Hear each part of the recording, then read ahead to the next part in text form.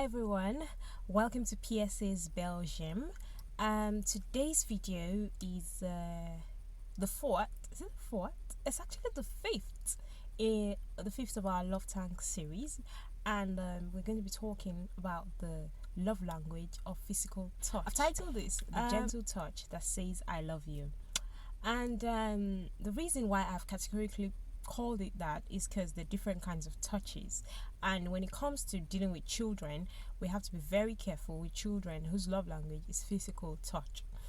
As parents, as guardians, carers, teachers, when you notice a child's love language is physical touch, that is, the child is clingy, the child always wants to be hugged, the child always wants a hug, the child always comes to hold on to you, just hold hands, simple things like this, then the child just needs a gentle touch, a gentle nudge to say, oh, I love you, I approve of you. Then his love language, his or her love language, is actually physical touch. Now, for those children whose love language is physical touch, it is very, very essential to make sure that they have adequate how do I put this now? It is very essential to make sure their love tanks are filled up to excess, if possible, at home. This is because if this is not done, they might tend to seek for this kind of love outside of the house, and they might fall to the hands of predators and molesters, and they just might miss it.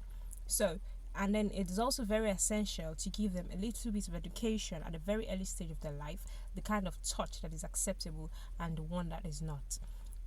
In my blog, I talked about an experience I had, and a title that I can wait, and I'll put the link down in the description box. And I talked about a kind of game that was played as a child, and it's very detrimental. If not for the grace of God, it could have a lasting negative impact on a child. And this game has to do with sexual games, and they present them as though they're just simple games that are harmless, and as children who are naive, who don't know what it's about. And of course, for a child whose love language is physical touch, she's happy to be touched and played with. But then once the play begins to cross the boundaries of hugs and just holding hands and putting hands around the neck, then it is very, very necessary to educate the child that it is not more safe for that child. The child needs to be educated on the parts of his body and the parts that are no-go areas for anybody, no matter who that person is. In fact, as a parent, you should also let the child know that he or she has a right to who touches him and who does not. I also read somewhere, I can't remember exactly where it is now, but I will look for it and put it also in the description box. It was a little article or a meme or a picture that was talking about allowing children make the decision when they want to hug and when they do not want to be hugged. This sends the message that they have a control about who touches them and who does not.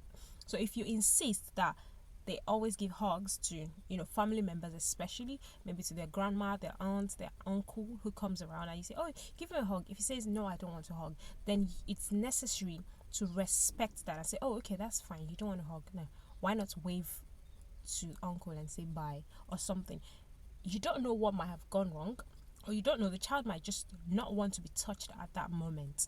But if you insist that he always gets touched, then he feels that, oh, it is essential, it's necessary for him to be touched. And when you're not there, the parent or the uncle, not the parent, sorry, the uncle or whoever is trying to molest the child can actually get access to that child at that moment, and the child will feel like, oh yeah, well, I don't really have a control over my body, and feels like, well, he's older than me, and it could just lead to very negative things. So it's best to allow them to decide. That's why the fact that their love language is physical touch.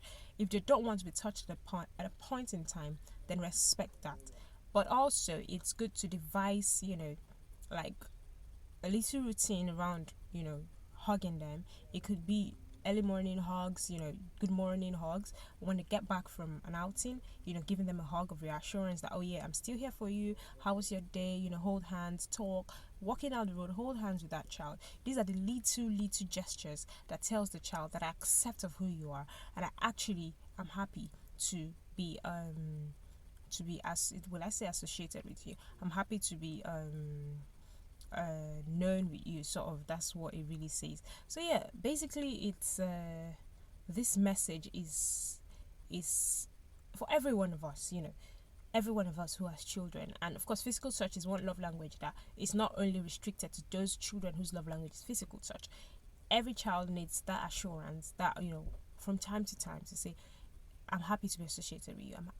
I'm happy to, to not associated. I can't find the word right now, but yeah, I'm happy to be with you outside and to be, recognized with you. So holding hands, talking happily in the house. And if the child just comes around, trying to just relax, not really talking, and just rests against you, then don't push him back. These are the little ways, you can send the wrong signal. And Gary Chapman also mentioned something about disciplining such children in his book, where he was talking about spanking such children. As much as possible, it is best to reduce how you spank a child whose love language is physical touch, because the kind of touch he or she needs is a touch that says I love you. But if you begin to use his love language against him, that is by spanking, well, we might not look at it in that way. You might think like, oh yes, you're just wanting to discipline the child. But if it's getting too often and the child feels so much, he takes it much more or how do I say this now? Like, it affects him much more than a child whose love language is something else. The same way a child whose love language is words of affirmation would not want negativity around him. The same way a child whose love language is physical touch will take it very, very badly if he or she's molested. So that's it for today, guys. I hope we've enjoyed this video, and I would like to hear your suggestions. I would like to hear what you think about this. I would like to hear how you feel children can be protected. Physical touch is very sensitive. They need to know the kind of people that are allowed to touch them, and they need to know the parts of their body that are out of bounds to anybody, whosoever it is. So yeah, that's it, people. I hope we've had a lovely time today, and we'll see you in the next video. And of course, please visit my blog. Follow me on Twitter, follow me on Instagram, and let's keep the conversation going. So yeah, I'll see you guys in the next video. Bye.